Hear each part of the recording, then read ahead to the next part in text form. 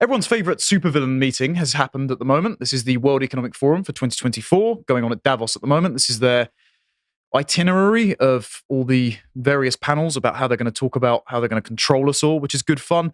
This year, Chancellor Jeremy Hunt went and spoke with Albert Bourla, CEO of Pfizer, and Sam Altman about investing in medical tech and AI, which I'm sure is going to be really good for us all. David Cameron decided to go on a Ukraine panel after Volodymyr Zelensky went panhandling, seeking some more money. Great stuff. I mean, just a reminder, when we had Hunt, Cameron, George Osborne in government, as soon as they left government, Cameron went to work for a Chinese investment firm. Osborne went to work for BlackRock. And then when Hunt came back as Chancellor, Osborne's assistant, who also went to work at BlackRock, came in to advise the Treasury. So we've got this sort of nexus of the hedge funds, the WEF, the UN, really enmeshed in our government. Not great. The only positive thing that really happened was the Heritage Director and Javier Milei, who I've been quite skeptical about, went up there and just refuted socialism, gender ideology, and the like to their faces, which means that they're occasionally inviting some dissidents, probably trying to capture them, but it's sticking it straight to the most fanatical people for the donut economy. The thing that I wanted to focus on isn't just the fact that we're ruled by a bunch of degenerates, because this is all the sort of insider stuff that's been leaked recently. Apparently, the prostitutes are overbooked for the area, and this happens every year. You think they sort the logistics for that? Yeah, well, yeah. Though, speaking of flying people in who may or may not be sex trafficked, it turns out that this year, JP Morgan star banker Mary A. Rhodes is expected.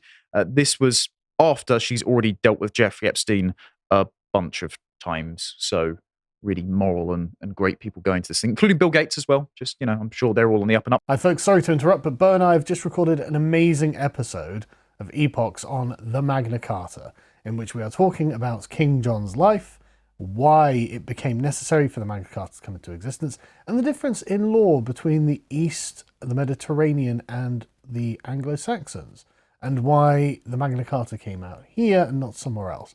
And of course, in what it consists, in the level of authority that it had in the time, and why it became such a totemic symbol of English liberty. So if you'd like to join us, go and sign up on the website, £5 a month. We'll see you over there. The thing I wanted to be focusing on is one of the main themes, preparing for disease X. You guys heard of this buzzword floating around recently? Yep. Okay, so disease X takes its name.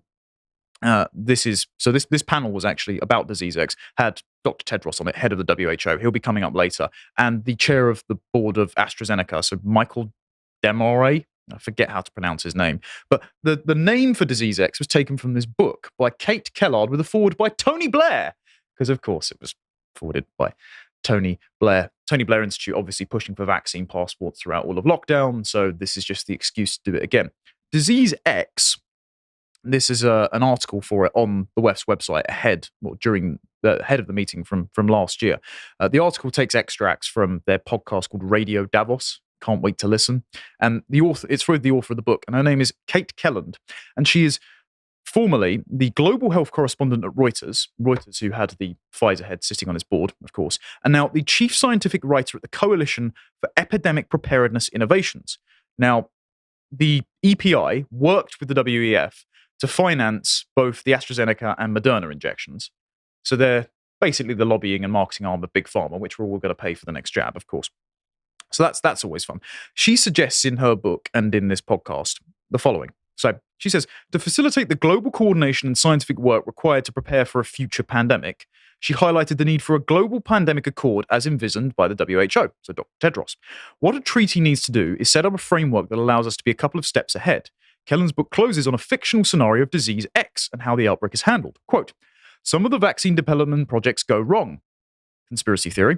Some of the populations are unhappy. Some places have to go into lockdown for a short amount of time. But because these decisions are being swiftly made and the people making them understand that taking risks is part of surviving these things and getting through it quicker and ultimately having a better outcome, those failures or those difficulties are overcome. So, disease X comes along. We don't know what it is yet, but we're going to start preparing for it in advance anyway. And the WHO treaty allows the WHO to coordinate a global response that all member states must correspond with, including lockdowns and mandatory jabs. Sounds really fun. Not like that's in the works. Oh, wait. This is the WHO Pandemic Preparedness Treaty that we've talked about before. Now, the reason I bring this up is for people that don't know. This was drafted and some of its drafters in March 2021 released an article and said that the main goal of this treaty would be to foster an all-of-government and all-of-society approach. That's encouraging, isn't it? Remember when we were called conspiracy theorists for saying that they basically wanted a one-world government? Fun stuff. All right, so what it does is it makes mandatory the international health regulations. These were last updated in 2007.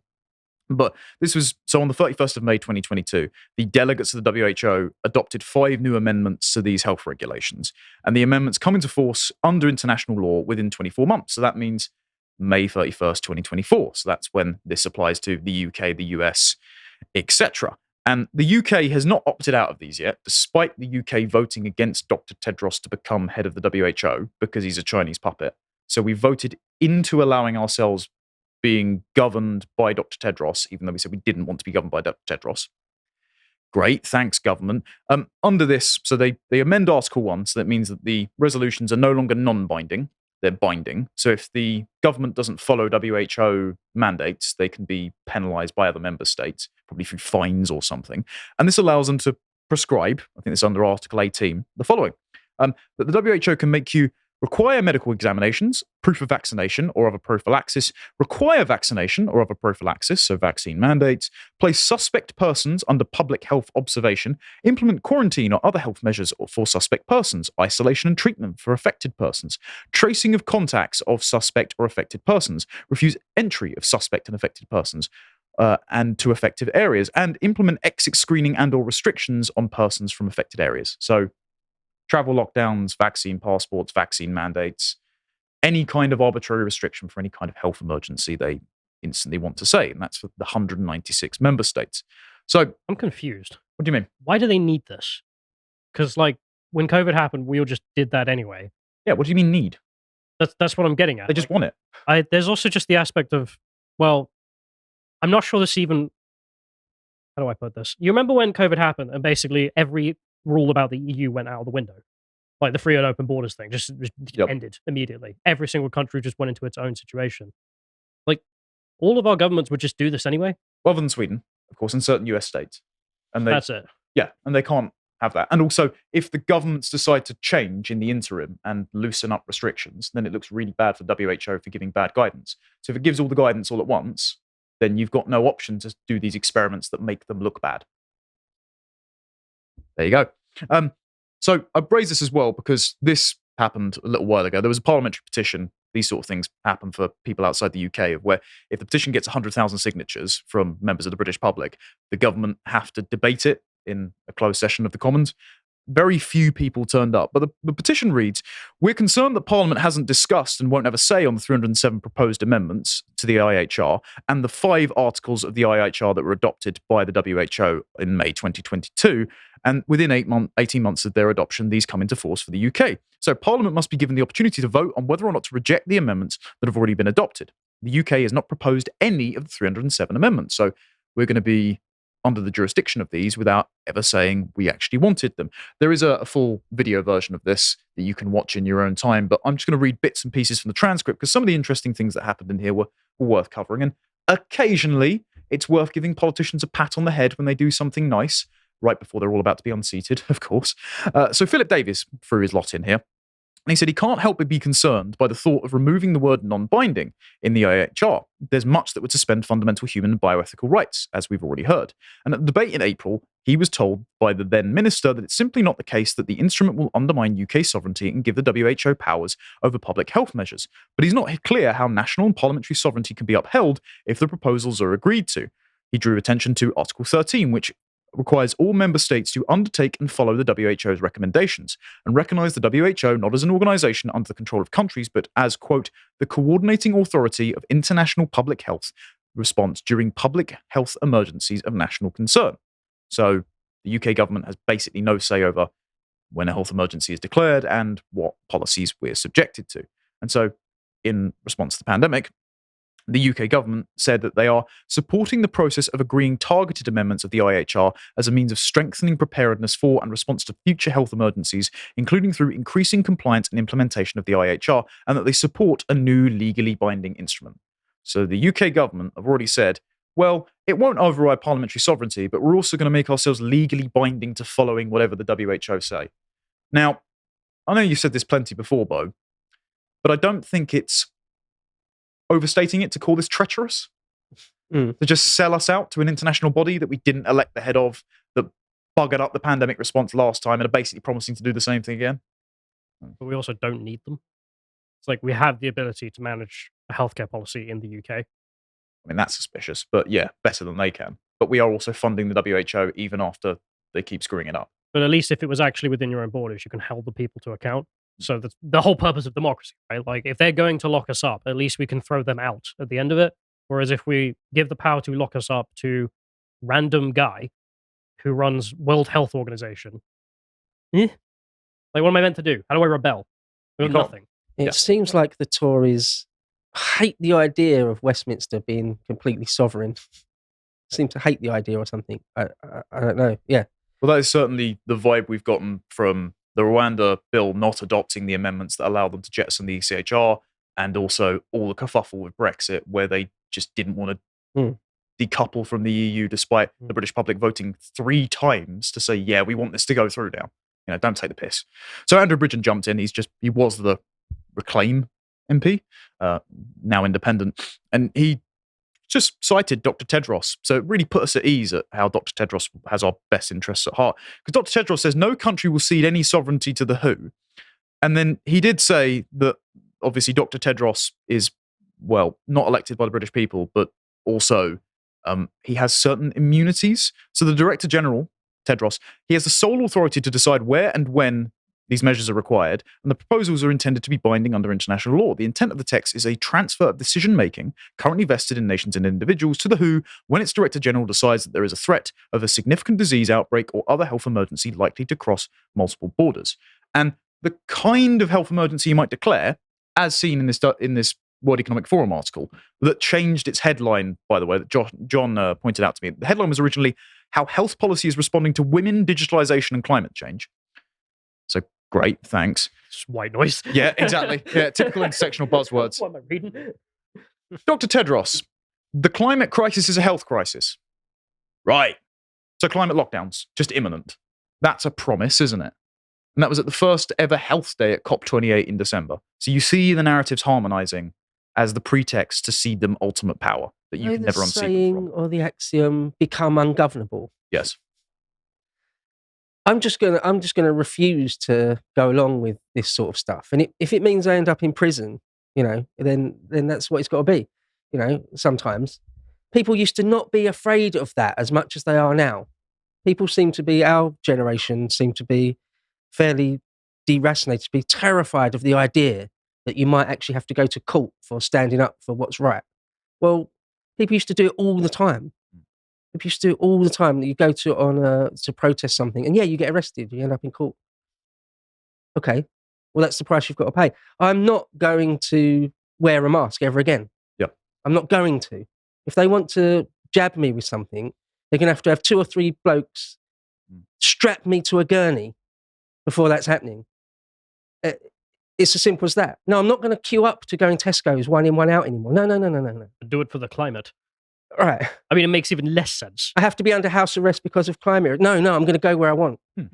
Yeah, so after in the last century, that's it. Deaths from natural disasters have declined 99%. No, it's seriously a climate emergency. You must be locked in your homes again.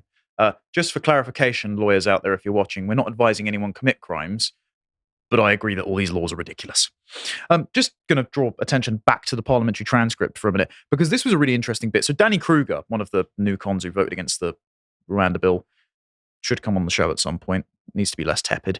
He asked, which minister is responsible for negotiating the treaty and the regulations? So, okay, well, we didn't get to propose any amendments. We don't have any say over what the WHO does. At least there's a minister in correspondence with the WHO, right? He says, is it him or a colleague? And Andrew Stevenson, who is the Minister for Health and Social Care, responded, the negotiations are being led by civil servants across Whitehall. I don't believe it's right to name those civil servants. Right. So we didn't vote for any of the amendments. We didn't vote for the guy who was doing it. We have no say on what the health emergency is or what the policies are. And the people currently negotiating on our behalf to supposedly make it a better deal for us, we can't know who they are. We didn't vote for them as well. And given the leaks that Stephen Edgington has had coming out of Whitehall, I don't trust the competence of any of that either. Fantastic. Brilliant. About the only good thing that this mouth of Sauron said was, I can give a categorical reassurance to my right honourable friend, Mark Francois, that there is a red line for the UK government. We would never allow the World Health Organization to impose a lockdown in the UK. That's a clear red line for us. I can't think of any minister who would agree to such a request. Jeremy Hunt. We will not agree in any circumstances to provisions that would cede sovereignty to the WHO. That includes the ability to make decisions on a national public health measure, whether lockdowns, which we just mentioned, or vaccine programs. Bravo. I don't believe you. I don't believe a single word of that so-called promise, because you've just signed us up to a legally binding mandate that means that if they say they can lock us down and jab us, we have to do it. Like, it's just, as per usual, it's all skin-saving rhetoric that no one's buying. Very frustrating. So ahead of this, the WEF, they harmonise. During their conference, they put out their Transforming Healthcare plan. It's mainly quite boring, but there are a couple of interesting things here in the bureaucratic speak that links into the WHO plans. And they said they want the role of wearable monitoring devices being taken up that can detect illnesses, schedule your treatments, and authenticate to a, quote, public health surveillance database that can authenticate whether or not you've taken your jab or something.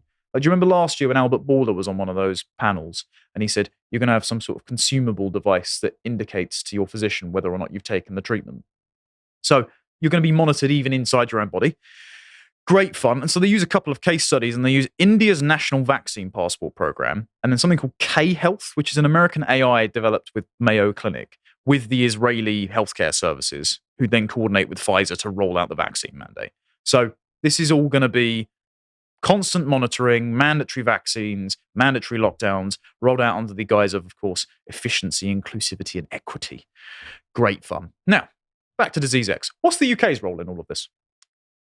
I don't want to sound like a conspiracy theorist, but if I told you they were already developing a vaccine for Disease X without knowing what Disease X is, at a former bioweapons lab in Salisbury, would you believe me? How do you develop a vaccine for something that doesn't exist? Great question. Do you want to hear the BBC tell you? Sure. Oh, dear.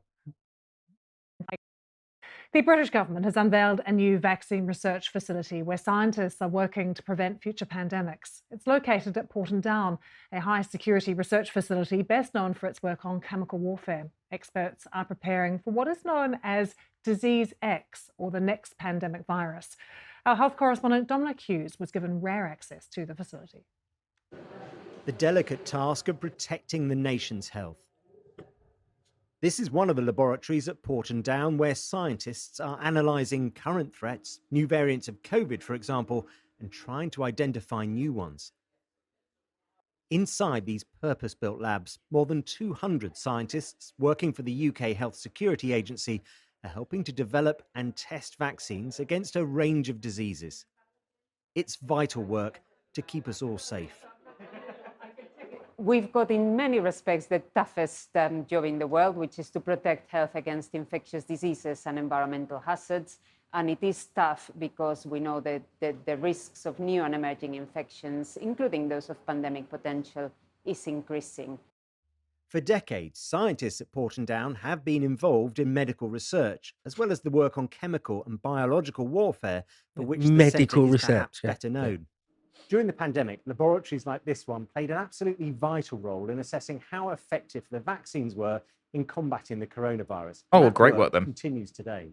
But as well as monitoring how effective existing vaccines are against new COVID variants, the new Vaccine Development and Evaluation Centre is looking at emerging threats for which no vaccine yet exists. One of those is Crimean Congo hemorrhagic fever, a virus that is spread by the bite of an infected tick and is fatal in about 30% of cases. A serious outbreak occurred in Afghanistan in 2017, but the disease is widespread across Africa, Asia, the Middle East and the Balkans. Oh, why is it here? Changes to climate and the way we live mean viruses like this one could find a way to the UK. But equally, the next pandemic could be caused by a virus that has yet to be identified, what experts call Disease X. Dangers known and unknown. These scientists will be working to make sure we're prepared for both. Dominic Hughes, BBC News, Porton Down. Well, on that very issue of Disease X, There are the known unknowns and the unknown unknowns and Well, all this sort of nonsense. I just like the idea that these ticks are just coming in on the wind. One thing I will say, one thing I do know about is Porton Down, if no one's ever heard of that. look it up, do your own research. I don't know if you've ever heard of it before, but it. Oh, right. I used to live Well, right. So for years and years and years, it's just a byword for biological and chemical warfare. Basically, it's where they developed like VX gas and things, and Things to keep us safe, yeah? the most Well, yeah. dangerous things ever created by men. Quite literally, nerve agents. The worst of stuff. Well, Porton yes, Down. you've got to do it somewhere. Do you? Yes, No, you don't. because everyone else is doing it. Well, no, they didn't. Because, well, in the example of VX, for example, we created like the most dangerous thing ever, and then we said, actually, let's stop creating this and not encourage anyone else to do it as well. So they sort of drew the line. You know, like nuclear bombs, you've got the A bomb, you've got the H bomb, and in theory, you could have tritium bombs that are even more giant. And the whole world sort of said, let's maybe not do that. They did similar things with biological and chemical warfare. You don't have to. I don't see what's bad about that because that's literally how you find the line. Okay, at least but there is a line. The problem is Let's have a line. when you develop that sort of stuff and then you have, let's say, accidentally shoddy lab conditions and then it leaks out of, let's say, a lab in Wuhan, then Yeah, well, it's not Wuhan. sure, I still don't want it happening in my back garden. Do you know where Porton Down is? Yeah, Salisbury. No, it's not. I said it's Salisbury. It's next to Porton. Porton is a tiny village of 800 people. It's where I brought my first pet. Oh, okay, great. I And then still Porton don't Down- think those 800 people should be at risk of Porton something. Down isn't even in Porton. Right, okay. It's next to Porton. It's fenced off. The roads in between it are fenced off, and then the individual buildings have additional fencing. Sure, You're not getting anywhere near that thing. sure, The great. Wuhan lab was in the center of Wuhan, Yes, I'm aware. a city larger than London. Yeah, I still don't think they should be testing very infectious diseases there and then developing a vaccine for something that we don't know what it is yet in conjunction with the WHO Preparedness Treaty as the justification to lock us down and make us take said vaccine. I don't think there was a connection there. Like they said, they're creating vaccines for viruses that they literally listed, saying one of these could go viral. Specifically, disease the X. pandemic stuff, of course. Like obviously, Yeah. who agrees with that? But they literally listed like, here's all the viruses we want to create vaccines for, because And one then- of them could go viral. And then they said disease X. That's the whole point of the segment. Disease X, the vaccines are being funded by the same people that have got the conference going on at the moment that funded the last lot of vaccines. Yeah, I think there's a difference between that. There's people who want to lock you down for political reasons, and then there's people who are saying there's all these viruses. One of them could become one that wipes out half of humanity. So let's make a vaccine for what we can. Are you saying the WHO and the WF plans are not connected? No, I'm saying Porton Down isn't planning to lock us down. No, but it's clearly the testing arm of the development of the vaccine for said disease X that they're using as the pretext to then bring this in. That gets very conspiratorial to me. They literally said like, The here's BBC segment is titled Disease X, Callum.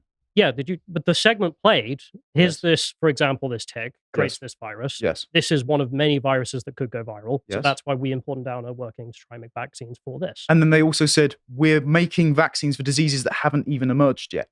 I don't think they actually did. They did. Do you want me to rewind it? I'm sure people can play at their own time. I didn't hear that. but They maybe that's what I didn't hear. genuinely did. After that, just a quick thing. They went on to do an interview with Dame Jenny Harries. If anyone remembers who that person was during lockdown, she, despite giving actual false data about Omicron, saying that there was a 9-day delay for hospitalizations to try and get another lockdown for Omicron, got damehood. So that's really good. Again, we have all these really, really accountable people. But again, you're a conspiracy theorist if you notice all of this. So Forbes put out a fact check saying, what is disease X? Right-wing circles slam hypothetical pandemic. Disease X, a hypothetical unknown threat, is the name used among scientists to encourage the development of countermeasures, including vaccines and tests, to deploy in case of the future outbreak. The WHO convened a group of over 300 scientists in November 2022 to study the unknown pathogen that could cause a serious international epidemic, positing a mortality rate 20 times that of COVID-19.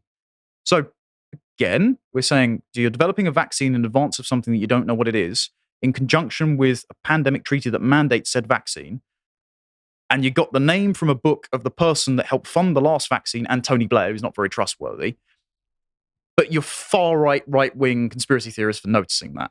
Same with the AP. A panel of healthcare experts discussed disease X at Davos, but it's only a hypothetical illness. It's not like it's going to have any policy repercussions that we're currently funding in a lab specifically somewhere and doing a BBC thing about it. So this could all be scaremongering. This could all be useless. Or maybe disease X might be this.